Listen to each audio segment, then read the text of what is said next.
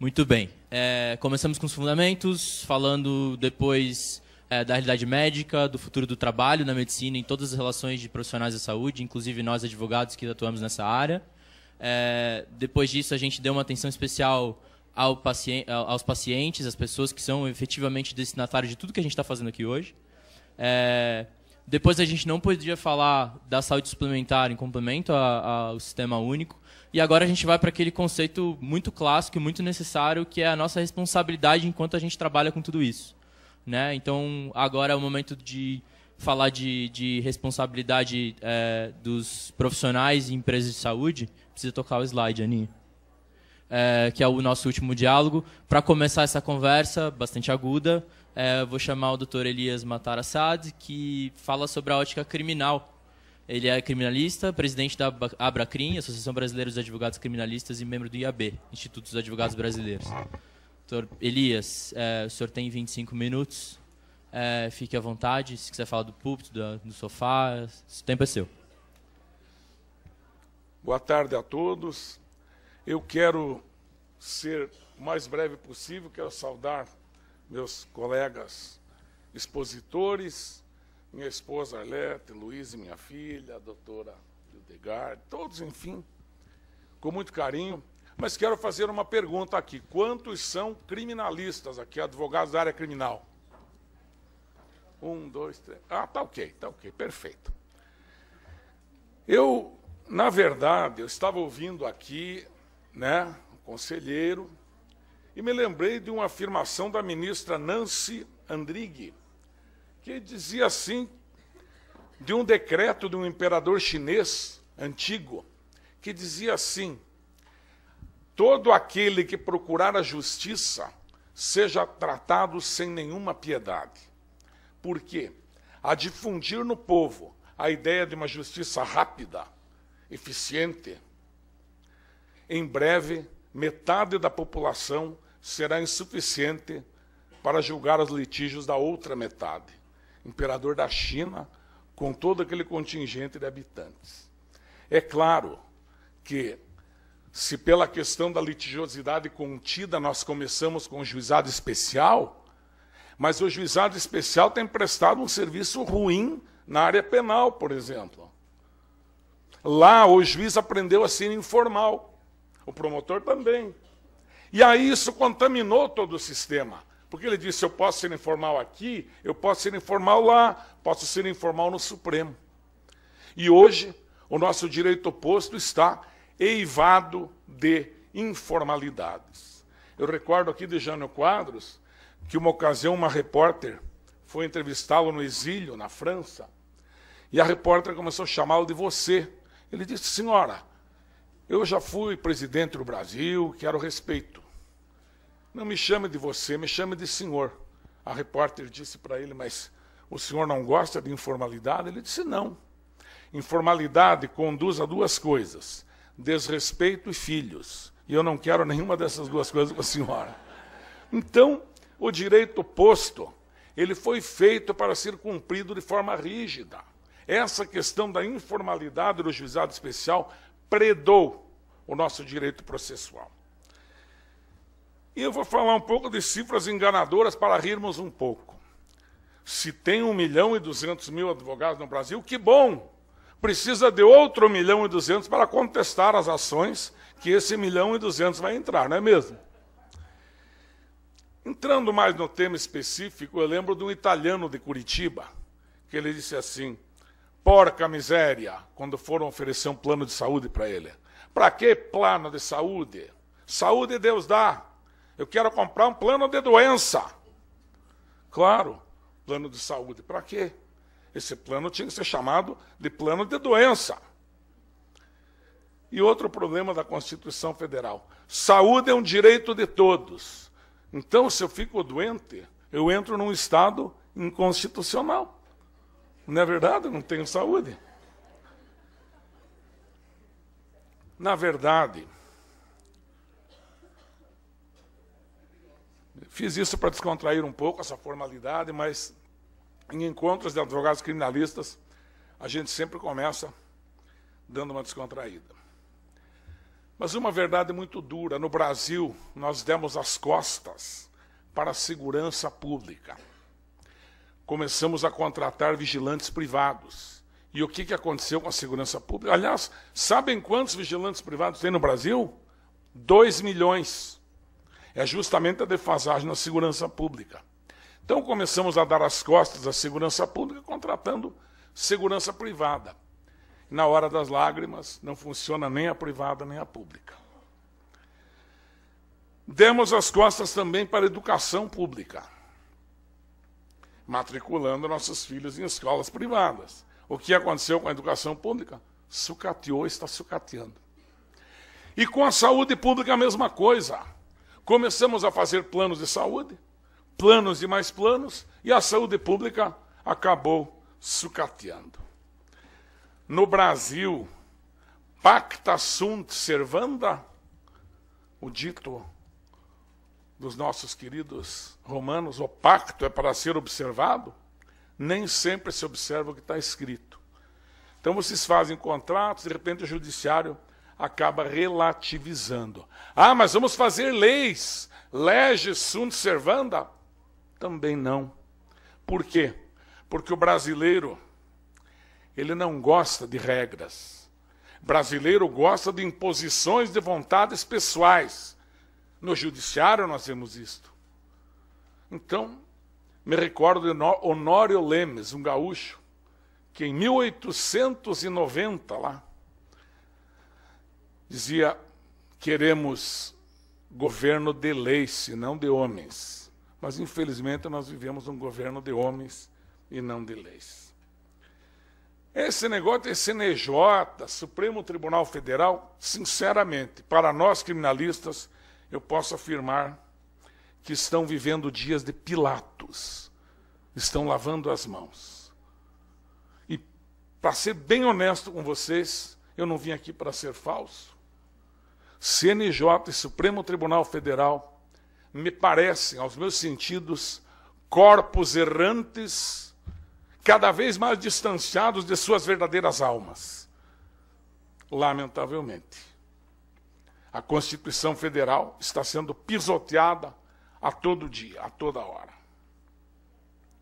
Mas, encerrando a parte cômica aqui, a parte triste, tragicômica, eu digo que, em frente, pessoal, estamos em clima de Copa. Nós vivemos uma democracia participativa. Sabem o que é a democracia participativa brasileira? É aquela que todo mundo manda e ninguém obedece. É uma regra que é excepcionada e sempre excepcionada. Mas eu vim aqui ocupar esta tribuna como um advogado criminalista comum, complexamente advogado criminalista, porque não dá para dizer simplesmente, que um dia toca o telefone e tem uma médica indo presa em Curitiba, intensivista do Hospital Evangélico de Curitiba, o maior hospital da região. E aí eu me desloco até o local da prisão. No telefonema falaram que era algo ligado à eutanásia, mas eu chego no local do aprisionamento e aqui já vai uma dica. Eu não sou criminalista, alguém dizer, mas uma hora você vai ter que ser, porque você vai servir alguém da família, então já vai uma dica. No mundo todo, o que os advogados criminalistas buscam? Qual é a pergunta que nós buscamos sempre? No mundo, eu falei. Primeiro, qual é a acusação? É a primeira pergunta que você tem que tirar da autoridade. E a segunda, quais são as provas? Com essas duas respostas, nós conseguimos fazer nosso trabalho.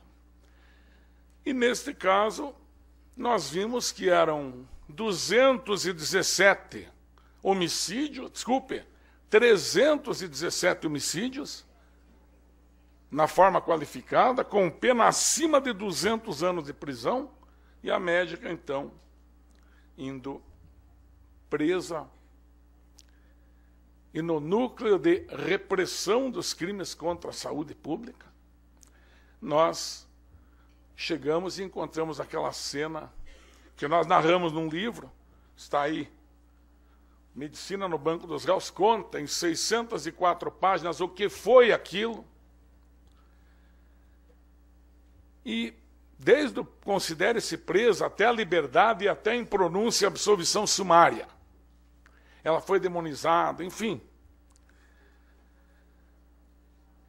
E pedimos na hora para ter acesso ao conteúdo dos investigativos, nos negaram.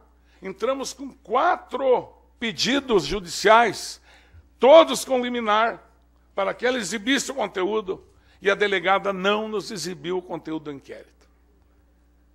Até o ponto em que ela foi ameaçada de prisão, aí então nós tivemos acesso e fomos descobrir alguns problemas de interpretação, onde numa escuta telefônica, ela disse para o outro médico: estamos livres para raciocinar. E o policial, talvez mais surdo do que eu, disse: estamos livres para assassinar. E escreveu: estamos livres para assassinar, como sendo degravação daquela gravação telefônica. Foi um caos na vida daquela mulher. Acabou a vida dela. Então, pergunta-se ao delegado qual é a acusação, quais são as provas, e aí uma senhora sentada se apresentou como doutora Virgínia. Eu disse: olha, recebi a ligação e vim aqui falar com a senhora. Me dá licença, doutora delegada, eu preciso falar com ela 1 segundo. Não dou licença, eu falei: com sua licença ou sem a sua licença, eu vou falar com ela, a lei me autoriza. Puxei ela para um canto e disse baixinho no ouvido dela: tudo que a senhora fez naquela UTI tem respaldo na literatura médica? E ela disse no meu ouvido: tudo que eu fiz na minha vida de médica tem respaldo na literatura médica. Eu disse para ela: posso peitar? Posso enfrentar? Pode enfrentar, que tudo que eu fiz é dentro dos protocolos de medicina intensiva. E aí eu fiquei valente com a resposta e vou em frente. E fui. E tivemos dias terríveis, mas conseguimos um intento que esse livro narra aqui e que é um exemplo, é um marco histórico para o nosso país. Eu fiz algumas anotações aqui. Primeiro, eu vou sintetizar. Existe uma falsa informação no Brasil da compreensão, e a sociedade não entende, dos exatos limites da medicina. A medicina tem que ter igual respeito pela vida e pela morte. Tanto que, se um médico for obstinado e continuar fazendo tratamentos com obstinação para pessoas com prognóstico fechado, que já não tem mais o que fazer por ela, ele responde eticamente, por obstinação. Tem o artigo 40, e parágrafo que diz que não pode o médico incorrer em obstinação. E há uma linha tênue do que ele pode não fazer ali, uma linha tênue, senhores, entre a vida e a morte. E o povo olha o hospital como a grande porta da esperança. Até a ambulância, né? O povo diz: não, se chegou a ambulância e o paciente entrou na ambulância, está salvo. Está resolvido o problema. E não é verdade. Então aqui eu anotei, como criminalista, vou parodiar aqui o Francesco Carnelucci, que ele diz das misérias do processo penal. Ele fala da pena, mas eu vou falar da cura. As pessoas creem que a cura começa chamando ambulância, ou indo ao médico, e não é verdade. As pessoas creem que abrindo a porta da esperança dos hospitais e clínicas está tudo resolvido para o paciente, e não é verdade. As pessoas creem que cirurgias, por mais complexas que sejam, UTIs, trazem de volta a vida aos quase mortos, e não é verdade. Não jogam nunca com probabilidades de cada caso, questão do paciente morrer por efeitos deletérios da própria doença e das comorbidades, e os médicos estão perdidos nessas hipóteses de morte. Então, Carnelucci termina: Cristo perdoa, mas os seres humanos não. Nesse momento, pacientes e parentes gritam: crucificai-o para o médico, com a mesma força para médico inocente e para médico culpado. Aliás, aquela turba do tempo de Cristo que gritava crucificai continua aí, gritando crucificai para inocente e para culpado. E pior, não é porrete na mão. Mudou a roupa, mudaram os penteados, os cenários. Agora é um smartphone na mão. Pior que o porrete. Porque você difama a pessoa em tempo real. E eu quero fazer só uma síntese do que foi a audiência do caso da médica Virgínia Helena. O livro traz tudo. A principal testemunha da acusação era um médico chamado Mário Lobato. Eu falo o nome dele porque não é segredo nenhum, está no processo público. Ele comparou publicamente em programas de televisão o Hospital Evangélico de Curitiba a um campo de concentração, onde entravam pacientes de um lado e saíam defuntos do outro. Isso em público, estimulando as pessoas a entrarem com ações contra o hospital. E esse médico, quando chegou no fórum para ser ouvido, claro, a advocacia criminal, pura, sem perguntas da medicina, eu estou falando, a advocacia criminal pergunta: o senhor conhece a UTI do Hospital Evangélico? Sim. O senhor estava ao tempo que esses pacientes estiveram lá na UTI, vendo cada caso, à beira de leito? Não. O senhor conhece os médicos? Alguns. Trocou ideias técnicas com eles a respeito dos casos da denúncia? Não. Então o senhor não é testemunha presencial? Não. O senhor é perito do delegado, do juiz, do Ministério Público? Não. Então o senhor não é nem testemunha nem perito? Não. O que o senhor é então? Eu sou auditor do SUS e olhei todos os prontuários. Aí ele caiu na minha ratoeira, porque ali tinha que ser uma ratoeira mesmo. Eu disse a ele: então está bem, talvez eu tenha uma única pergunta a lhe fazer. Da leitura dos prontuários, dá para concluir que teve antecipação de óbito naquela UTI geral? E se o senhor disser que sim, eu quero que mostre no prontuário e quero que cite literatura médica. Ele respondeu solenemente: da leitura dos prontuários, não dá para afirmar que tivemos antecipações de óbitos naquela UTI. Ele retratou as acusações que tinha feito. Daí ele quis dizer que então matavam gente ali com remédio, mas ele esqueceu que a dispensação de remédios daquele hospital é com código de barras. Todo remédio que saía da farmácia, o código de barras, tinha um prontuário, tinha a pessoa que ia buscar o código de barras do enfermeiro, do auxiliar de enfermagem, para aquele prontuário, quem que aplica, etc.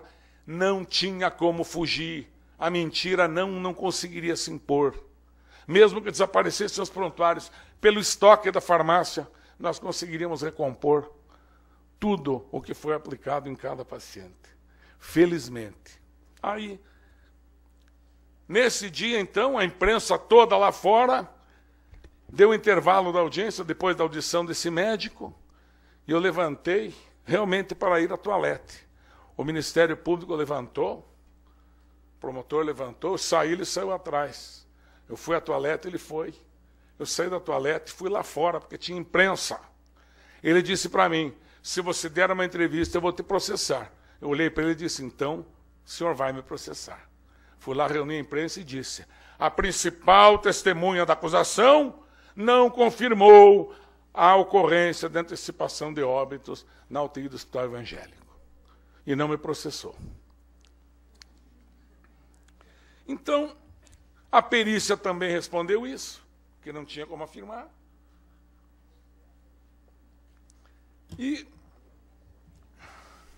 outro termo aqui, para descontrair um pouco: gente desenganado pelos médicos. Já ouviram falar esse termo?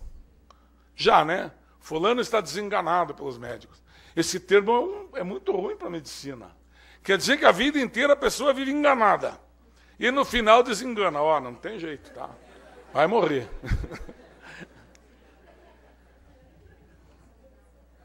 Então, eu digo que a gente tem que cuidar, porque agora essa questão de sigilo investigação do CRM, esqueçam. Antigamente entrava com o processo CRM, era sigiloso, ninguém ficava sabendo. Agora, a família da pessoa que vai lá reclamar, com razão ou sem, digita no smartphone dela o que está acontecendo, acabou o sigilo. O médico já está difamado ali. E já compartilham, já está demonizado. Não há como reverter isto. Os antigos, que trabalhavam com matéria ética, tanto de direito como de medicina, diziam assim: você pode exercer a medicina até sem grande talento. Podem ler direito aí. Você pode ir bem na vida com escritório de despejo, com alguma coisa que é de repetição. Repito, você pode exercer a medicina sem grande talento, mas sem honra você não a exerce. Então, apesar da absolvição da médica do Evangélico de Curitiba, apesar deste livro que explica tudo, apesar da absolvição no CRM, que, aliás, o acórdão não diz que julga improcedente a denúncia ou a representação. Primeiro que quem provocou o CRM fomos nós da defesa.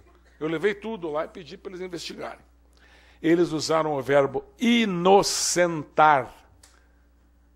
Usaram o verbo inocentar. Inocentaram a médica do hospital. Outra coisa que eu creio que atrapalha muito a medicina é a mercantilização, que é proibida, mas falam muito em propagandas que a medicina pode muito, principalmente nas cirurgias plásticas e estéticas, né? Então, aqui mais uma vez brincando com uma coisa séria, as pessoas contratam, acho que estão contratando resultados, né? O doutor Hollywood, que eu diga, né? Pode tudo. Mas se o rostinho da Gisele Bündchen não ficar na pessoa operada, eles vão para os escritórios jurídicos procurar advogado. Pobre dos médicos. E, no fundo, eu falo de vocações. As pessoas têm vocações para ser advogadas, médicas.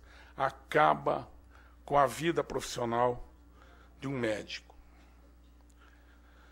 E aí, quando é absolvida, mas foi absolvida, que legal. Eu fui contar para ela que ela foi absolvida, no dia que eu fui lá, o livro também narra esse episódio. Leonardo, filho dela, chame a mamãe, diga para a mamãe que o Elias está aqui. Eu quero dar uma notícia boa para ela. Sabe o que ela gritou? Tinha um corredor e o quarto onde ela estava. Ela gritou assim: Leonardo, diga para o Elias que eu não quero nem notícia boa, nem notícia ruim. Uma pessoa arrasada, falsamente acusada. Eu queria chegar aqui ao meu limite. E aí, a senhora foi absolvida. Só que ótimo. Quem vai ler esse livro? O Brasil inteiro? Não. Quanto por cento? 0, um monte de 0%. E será que a justiça não absolveu uma culpada? Claro que o vulgo vai pensar assim. A máfia de branco. Então me permito aqui, para chegar ao final, eu quero propor formalmente neste congresso o seguinte: que o CRM tivesse uma comissão de defesa de prerrogativa do ato médico, para que pudesse defender o ato médico como a OAB defende prerrogativa de advogado. Quem sabe ajudaria bastante. O bom separaria o joio do trigo, porque hoje a pessoa cai em desgraça e fica em desgraça o médico. Eu falo também que essa mesma comissão poderia servir de suporte, esse que falou o conselheiro aqui, tanto para advogados como para a justiça, porque você entra com uma ação achando que tem razão e não tem, e perde a questão. Então poderia ter um lugar onde nós fôssemos questionar: olha, esse prontuário aqui tem fundamento, esse tipo de pretensão? Eu sintetizei aqui uma frase. Hoje, nem os médicos entendem a justiça e nem a justiça entende a medicina.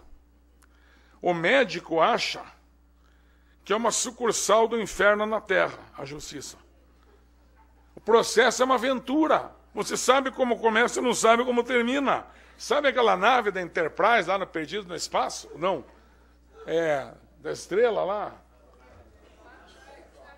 Jornada nas Estrelas, aquela nave Enterprise. Vai indo e tem que improvisar, porque são lugares nunca antes visitados, né? Com aquela música de fundo. E eu vou dizer que chegou um repórter me entrevistar e no processo de júri, acusação de homicídio, o advogado tem que dar entrevista. Senão, martela na cabeça do povo que o teu cliente é culpado. E aí vem o dia do julgamento, o cliente já está condenado. Já marcho para o final aqui, só tem uma leitura para ler, para fazer aqui, que é um pedacinho de uma decisão do CRM aqui. E o repórter chega e diz assim, ao vivo, estamos ao vivo. Para mim está tudo bem, estamos ao vivo, que bom. Pensei comigo. O senhor é advogado da médica, a doutora Virgínia? Sou. Só um minutinho que tem uma matéria aqui ao vivo antes da nossa. Eu olhei no monitor, uma mãe chorando, dizendo que a filha tinha sido morta na UTI pela minha cliente. Ao vivo, ao meio-dia, em Curitiba. Eu respirei fundo e disse assim, na hora que ele me... E o que o senhor tem a dizer sobre isso? Eu não podia ofender a mãe. Eu disse assim, eu lamento a sua perda, senhora. Mas a sua dor não lhe dá o direito de acusar alguém falsamente e sem prova. A dor dá o direito, eu disse, de acusar alguém sem prova? Então nós estamos vivendo realmente um mundo... Eu vou me permitir só fazer uma leitura aqui, tá?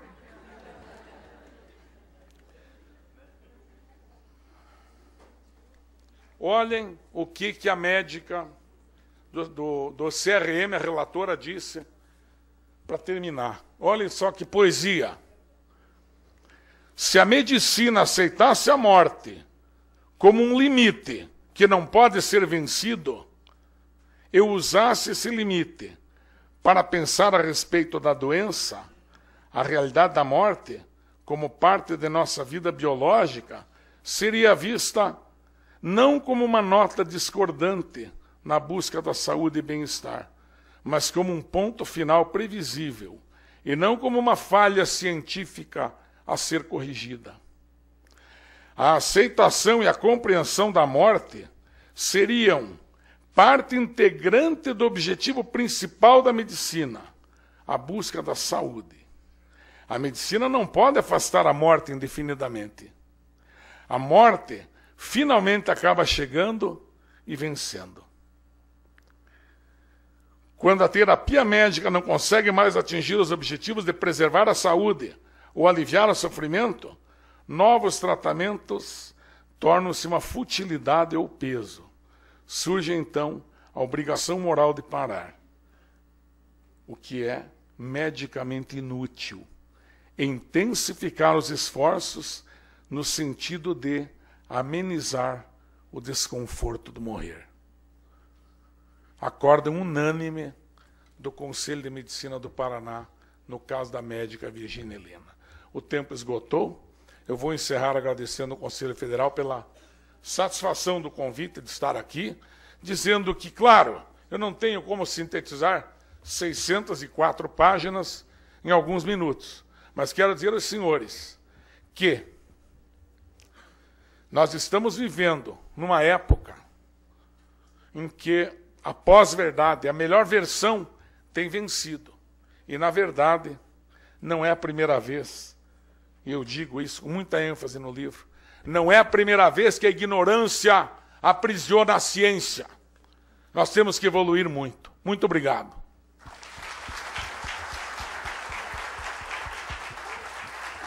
Obrigado, doutor Elias.